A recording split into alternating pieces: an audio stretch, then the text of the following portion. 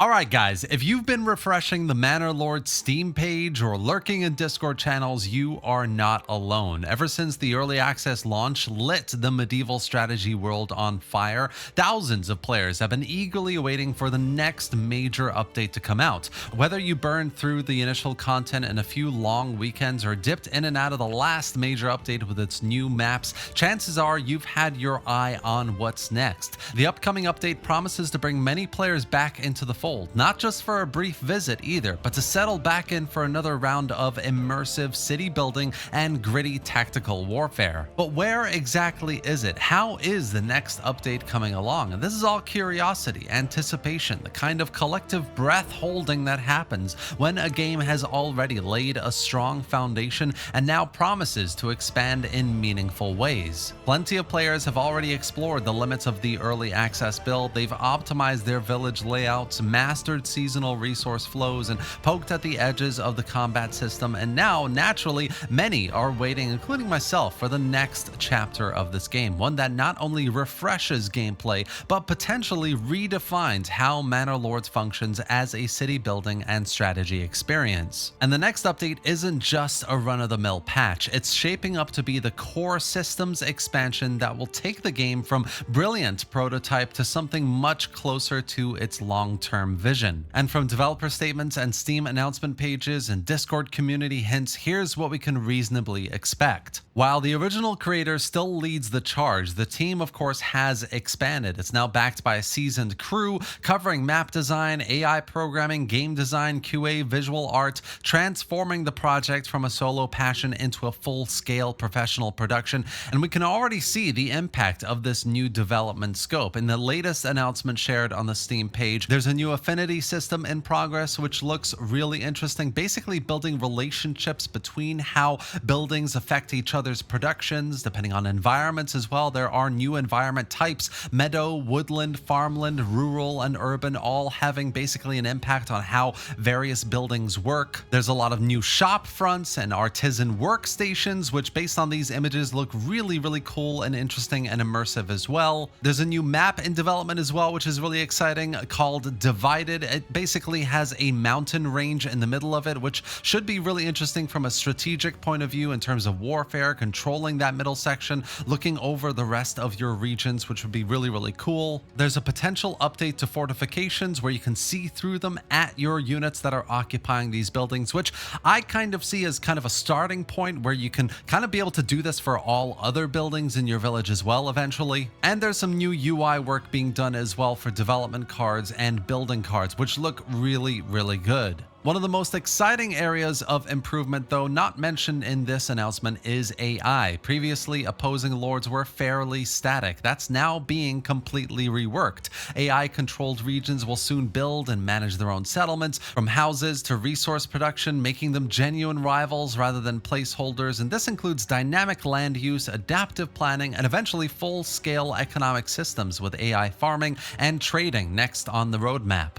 Core systems are also being overhauled. Approval is now more stable and realistic, influenced by recent events rather than outdated grievances, while the new upkeep system ensures that buildings require ongoing resources to function properly. You'll even be able to boost production by investing more into upkeep, introducing deeper strategy to town management. And to help manage all this growing complexity, a new records view offers detailed insights into production, shortages, and surpluses across your regions, bringing clarity to late game decisions and long-term planning. On the technical side, of course, pathfinding has undergone a major rewrite as well. The old 2D system struggles with castles, vertical terrain, so a new system has been developed to handle multi-level navigation without compromising on the game's tight medieval scale. Castles are now walkable, fully integrated spaces, not just decorative elements either. Visual upgrades are also on the way. Like I said, UI elements are being replaced with medieval manuscript-style graphics. Resource nodes are now easier to spot at a glance, and early castle pieces have been redesigned for clarity. Stone castles, of course, are coming as well. Lots of really exciting stuff in this area. And finally, a major progression rework is in development as well. Currently, advancement flows naturally but lacks structured stages,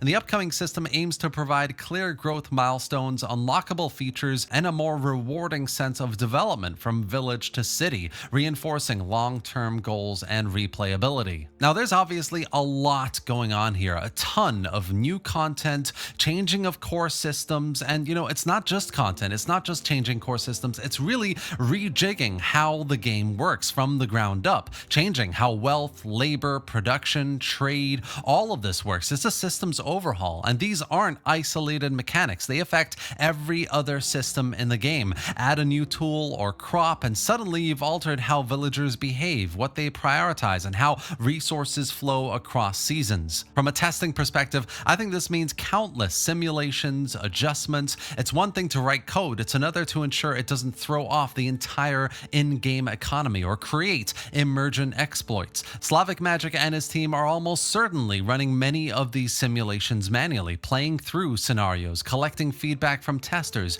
and tweaking the numbers again and again and again until they're right. Even though Manor Lords now has the support of publisher Hooded Horse, it's still at its core the vision of one developer. That's both a strength and a limitation. A single visionary can create something bold and unique, which Manor Lords certainly is, but it also means progress will be naturally slower. One mind can only juggle so many systems, bugs, and design problems all at once. Even though he has a full team now and lots of testers, that's still a lot riding on him, a lot of responsibility at the end of the day. And we've seen other games fall into the trap of a developer burnout when communities start demanding more, faster. Slavic Magic appears to be taking a healthier, quieter route, and long term, I think that's good news for everyone. There's also the fact that the stakes are higher now. The early access launch was a massive success. Millions of wish lists and sales, hundreds of thousands of players, and a ton of media attention. With success, naturally, comes pressure, and the next update isn't just about moving the game forward, it's about proving that Manor Lords has staying power,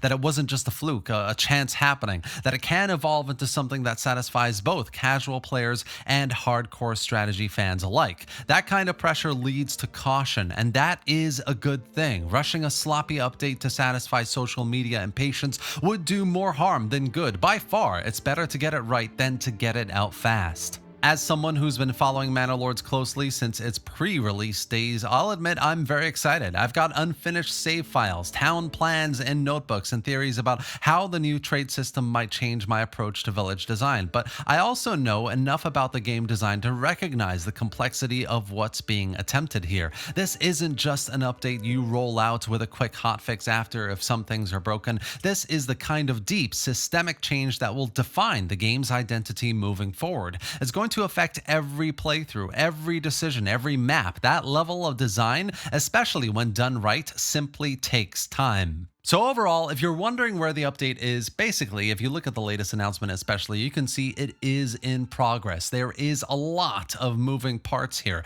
This is by far the biggest update since the game first launched, with massive new tiers for various buildings, new castle systems, more resources, AI functionality, maps. It's very ambitious, and it likely needs a bit more time than most, and especially when there's a lot riding on it, I imagine the devs after their summer breaks will be hard at work making sure it all works smoothly. It's super ambitious, and it likely needs just a bit more time than most, but when it comes out, I think it's going to be an amazing step forward for the game. And that's it for today, guys. Let me know what you think about the next update for Manor Lords, how you think it'll go, what you're looking forward to most, and your thoughts about the general slow progress when it comes to release. I hope you enjoyed this video and found it informative. If you did, give it a like and drop any thoughts or questions in the comment section below. Subscribe to the channel for more just like this, and thanks for watching, guys. I'll see you next time.